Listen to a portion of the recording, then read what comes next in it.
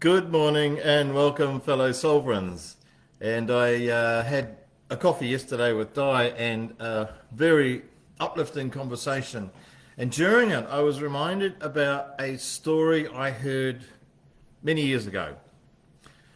And the story, it was purported to have been true in some sort of spiritual sense. And just a quick reminder to use your intuition when you're listening to stories, because this is what I'm telling you. It's not necessarily truth, it's just what I'm telling you. It's words, stuff coming out. And it's up to you to discern what's true and what's not. And that's kind of what my whole stuff is about, was listening to your inner God, your inner spirit, your heart, whatever you want to call it. And coming from that as your truth, because your truth is your truth. So I'm telling you all these stories. We're now up to 34, I think. And so, yeah, it's just a story. Try it out in your life, and if it becomes real, then it's real. If it sounds like a lot of rubbish, then it's a lot of rubbish. Anyway, so I heard this story, and it was about Judas. Because we all see Judas as the bad one, the one who he betrayed Jesus, and he's the nasty one, the one we can all pick on and we can all blame, and he's and all that. And therefore, because he's the naughty one out there, we can go, oh, we're the good one. And that's exactly what's going on. However, the story that I'm talking about was basically saying that Judas was the strongest one of all of the disciples. He was the one who could handle the criticism and the put down and the abuse. He was the strong one. In a sense, he volunteered for that role. So Peter volunteered for the role of the big strong man. And who else was there? Philip, he was the academic. And so everyone has a particular role, and Judas volunteered to take on the role of the one we pick on, the nasty one. And now 2,000 years later, we're still going on about Judas. What a bad man he is. And the person telling the story was saying that it takes a huge person to volunteer for that job. And when I think about that, I can think about all of those bad people out there who are doing stuff.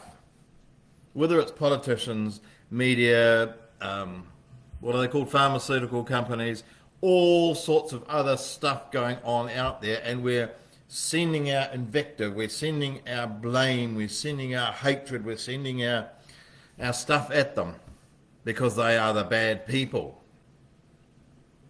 But maybe, I don't know, there's a story. Maybe they volunteered. They stepped up and said, we will take the blame because we can do that. Because the reality is there's no evil. There is only perceived.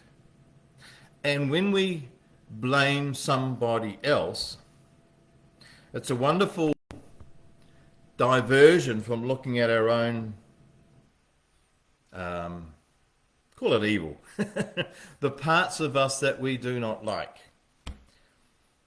And on a sort of a lower level of evil, shall I say, if I get really annoyed at someone always being late, someone always turning up,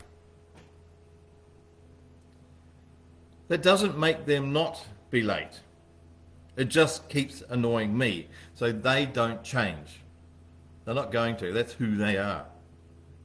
So I don't affect the world with my anger. The world just keeps on being the world.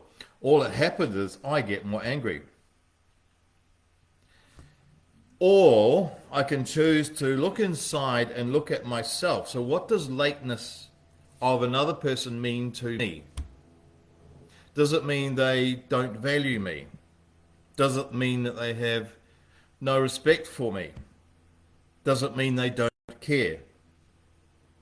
So I can use that. So I project my unhappiness, let's say, at somebody else. And then I can look at What is their actions mean to me? What does it represent?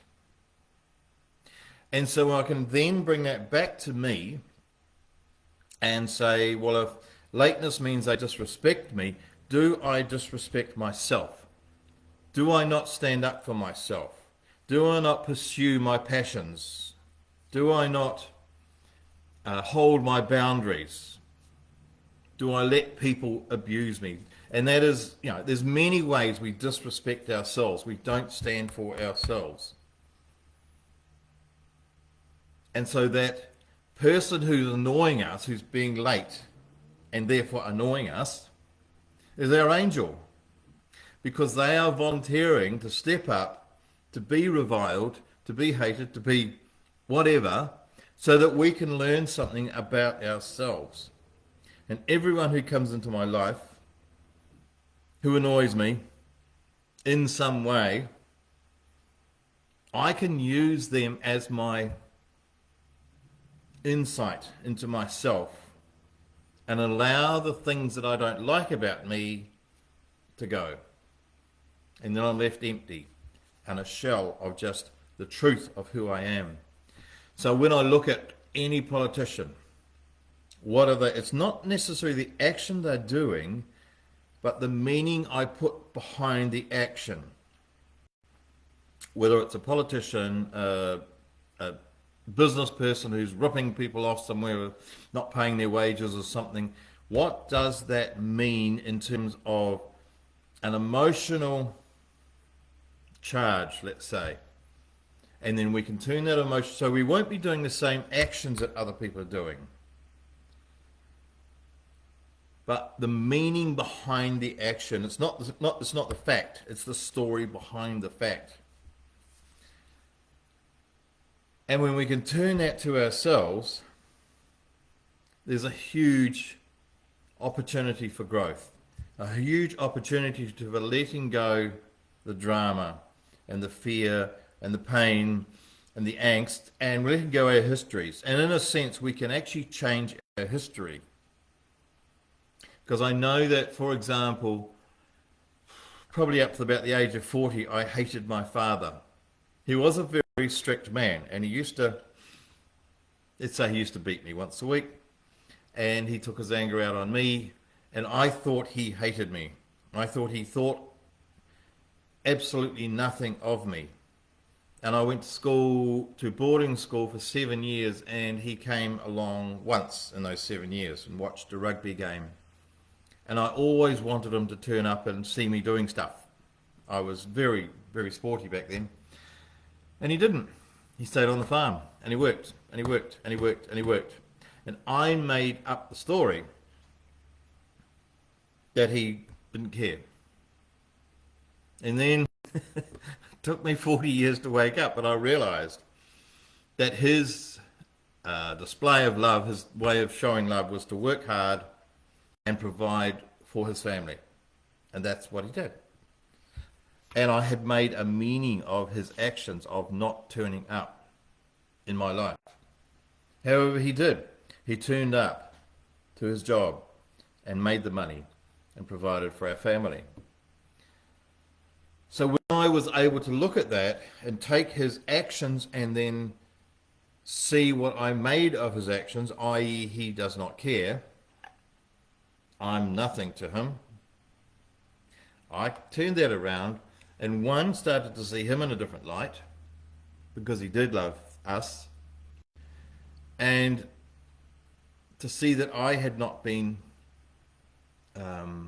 present in my life. There were times when I'd let myself down. I had not stood up for myself. I had not turned up to witness myself. I'd been dishonest and had not pursued the things that I really wanted to do. I held myself back. So when I could see his actions and put a story to them and then apply that story to me, what he was doing to me was what I was doing to me, something just changed. And then I could actually see my whole history of what he had been doing was different. I actually changed my history. So people talk about being able to change our past, our future. We can actually change our history because we change our perception of what happened by changing the story around the facts, around the events. And so we can do that right now with the politicians. What are they doing that annoys us? And then what about what they're doing annoys us?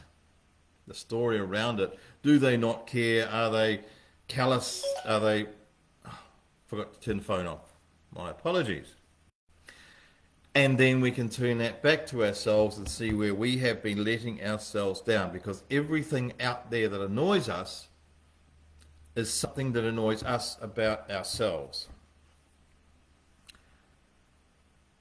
And so they're a wonderful distraction, all of these people, and we can spend all our time going, yeah, naughty, naughty, naughty people out there, which therefore proves my perfection.